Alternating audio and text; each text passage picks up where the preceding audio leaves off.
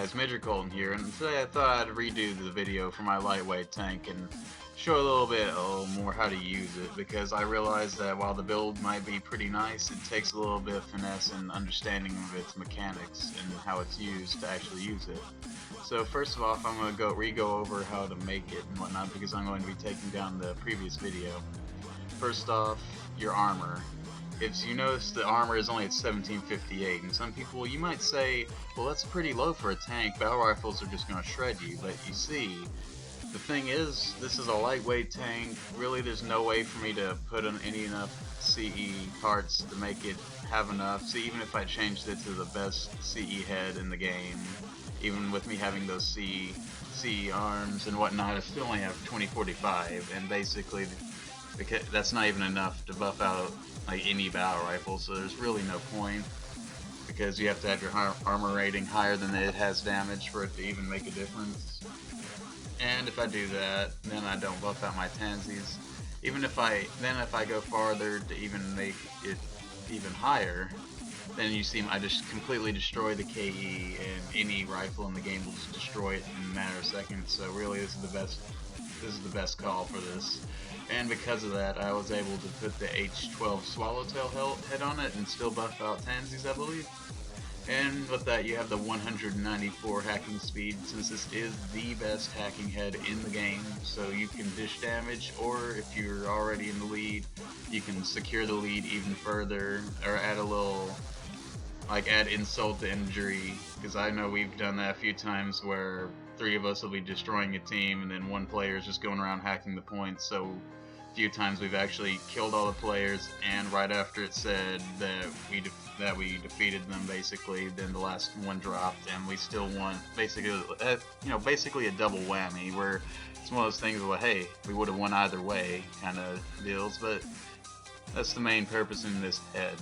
As for the core, CB209 Haikibo for the extra KE, and you want to use the retrofit so it actually adds a little bit of CE, just cause. And for the arms, you want to use the Kocho Model 1 CE arms. Basically, that's because you want to use those, because in between the CE and the KE double shoulder unit ones, these will benefit you the most because they have the best firing stability. The KE ones have almost no firing stability, so, and you need it for this build. You need your shots to hit. It's already going to be hard enough to make them. And that's why I'm going to be going over in this video exactly how to do it, and I'm going to show you exactly how I use it. And for the legs, you want to use the L22 Funerals, and the reason behind that is because their high boost consumption is the lowest out of the lightweight legs.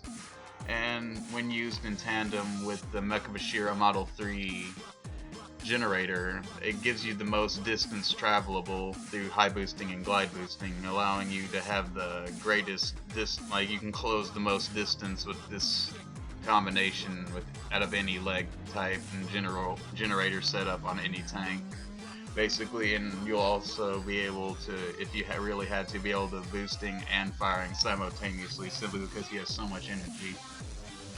And for the FCS, I find the Ot Crit, as it was called in the last game, or in this one, the FSL E28 is the best one for the job, simply because it has a lock-on range of 250, which is 100 range off of a pre-dire, which is a long range. So this is basically a medium, this can be used as a close range to a medium long range sort of deal. And you got a lock-on size of 19, so not only you got that great range on it, but you have a massive reticle. You won't have any problem keeping them locked on. So, and then the lock computation is 75, although, like I said, 19 size reticle at 250 range, you're not going to have a problem with that. Really, that's not going to even be a factor. And then on top of that, your missile lock is 160, so you're going to be pumping out missiles like a madman. Like, that's going to be a good portion of damage, because you'll have such high lock on time. You'll be able to fire a dual shoulder unit full salvo loads over and over until your enemy is just dead on the ground. As for the recon unit, I prefer the Asatori Model 2s, like y'all know, since it has the 500 recon range. Sure, I can't fire off at that range, but it allows me to see where the enemy is far long before they even know I'm there. I can see them way before they see me. Using this, you can flank around people, like keeping them at that range and them never seeing you. Ping from the side, surprise attack, boom, that's a lot of health gone. or you can just have it so you can scout ahead, like without having to go faster, boost out all your energy. You'll be able to sit there a little bit and wait for them because you know where they are, you know where they're going, and all that good stuff. But if you don't really like that and you're alright with the 330 recon range, I would say using that, because still get a little bit more than you think, but you have a lot less time to be thinking about what you're going to be doing. But the operational time is way longer, and you can actually scan people with it. This one, you're not going to be doing a lot of scanning to check their armors. You're just going to be basically using it to plot your route and come up with plans and just know what you're going to be doing, come up with the best thing to do in the situation. And really, you don't need to scan them, because a rail cannon and a heat cannon and a Strakoza and a Kurosawa, they're pretty much going to break down any armor. No, not really. One's going to have stuff to block out either of these two up front. If they have a shield, the offhand one that the shield's not blocking will blow it off. There you go. As for the weaponry, I like to use the AUJ K28 Purelite Heat Cannon as it was in the last game. And this one, I like to have it all 3 spec to accuracy, simply because it needs all the muzzle it can have. Although, this is a very difficult weapon to use. Like, it's very close range, it's basically like a Strakoza with even less muzzle. So it's a very difficult weapon to use, like I said. It's really effective mostly against quads, heavy bipeds, and other tanks. Although, I'll get into the reasoning behind using this instead of just 2 rail cannons. But if you find that you're having too much of a hard time using that, then I would recommend downgrading a little bit on your damage, adding a little bit more muzzle, and using the AUJ K24 heat cannon. It's the first gen version of it, and it has slightly less damage, as you can see, but it has like a little bit more muzzle, and that little bit might help you a lot in the long run. And as you can see, it has very little optimal range, high decay rate, but it has a little less base lock-on time, so you won't have to look at them as long, so that's a plus. A little bit more muscle, that's also a plus. So it's really all on your preference. So really just try it out, see whatever suits you better. As for the rail cannon, you will want to use 2 power, 1 accuracy on the Hayasami Model 2s, and the reason behind wanting 1 into the accuracy, because you won't lose that much of the damage. As you can see, it's still a lot of damage and impact force, and basically you get like 200, well, not really 200, but like more like 130 or around that general area extra muzzle, and it's not a lot, you don't think, but 100 muzzle really goes a long way when it's already way up there. That little extra muzzle can mean the difference between hitting a lightweight or not, and trust me, you want to make that hit, because it'll stagger them to the ground just long enough for you to hit them with this and this. Or you can hit them with this, and then hit them with this, and then just repeat over and over and over until they're dead. And before I go any further, I'm going to let you know this build is really meant to stagger anything. As you can see, because the rail cannon's got it has a lot of impact force and a lot of muzzle velocity, so it is your really quick punch to hit people that are moving very fastly and stop them momentarily to hit them with your other weaponry. And then while it's stopped, then you use this one because it has a little less muzzle. It's meant for closer range, but it has a way higher fire rate. So while you're hitting them with this over and over, you'll be able to hit them with this like 3 or 4 times in between, keeping them in that constant state of being staggered. Basically them almost barely, not even able to move at all. You're just tearing into them like a madman, basically. And then all the time, personally, I like the VDFs right now in this current update, the Sazanami Model 2s, but you don't have to use them if you don't like using these missiles, because some people don't like using them. And I would recommend, with the current setup I have, the large missiles are overweight, but I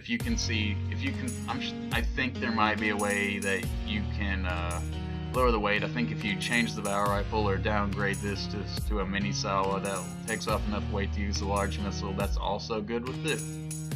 However, if you use the large missile, there's no point in using dual shoulder units, because when the first one blows up, it'll just blow up your other one, and you only got a few missiles.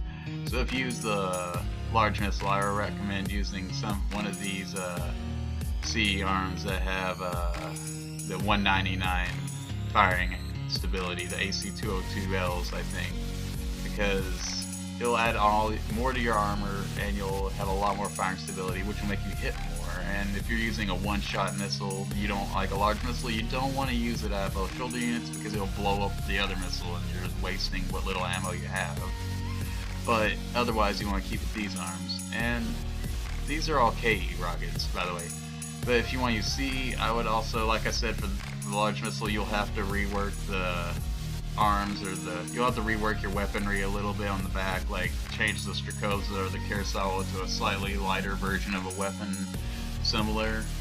Like probably you can, let's see, I think you can fix it by, first you'd have to lower this to that Kurosawa, and then, actually, you might have, no, you'd have to actually just, you wouldn't be able to use the Kurosawa, you'd have to use the Waikusa Model 2, or I prefer this one a little bit more, but it's not enough damage for this build type, and this has a little bit more stag, so you want to use the Waikusa Model 2 if you want to change the missiles from the VDS, but otherwise, not really. But these are really nice too, because they kind of throw like a curveball basically. While the VDS kind of feel like they're shooting straight at your chest, this is kind of like a curveball, like you throw it off to the side of you and it kind of just like swerves around and hits something. However, it's not as much damage, it's almost as much damage, and it's that CE type though. And people will actually be able to buff this out, unlike the VDS, and then it will do effective damage to some people. But moving on. As for the back, you want to use the AUC B19 Strakoza. Right now I have it set to full damage, however you won't have as much muzzle. You'll have more than the heat cannon though, so if you're able to make the hits with the heat cannon, this will be even easier. But if you still find it a little hard, then you can do 2 power 1 accuracy, and you still have a lot of damage and have a little bit more muzzle, make it a lot easier to use. The AUL K37 Armored Kurosawa, or just the plain medium Sawa, as some people call it. You want to use all 3 on power, and just have it behind the rail cannon. This setup for your back weapons is basically for if you run out of ammo on your front weapons. These are the closest things you can get to them without them being cannons, basically.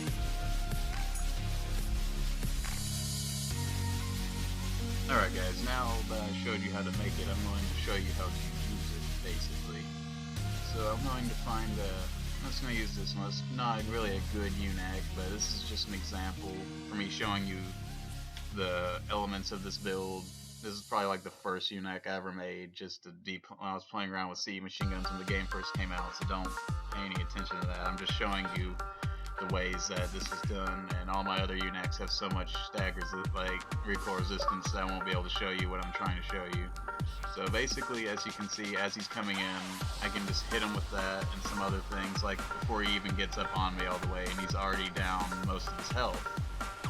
And as you can see with all the stag, he's like pretty much almost pinned to the ground, he can't get away, haven't even hardly used my missiles, and he's already dead. And the reasoning behind that is basically, with this kind of weaponry, the rail cannon kind of reaches out, and it's like as if you have one really long arm that could hit hard enough to make someone stop and have to catch their breath, and then another one that's shorter and just hits a lot harder and a lot faster, basically.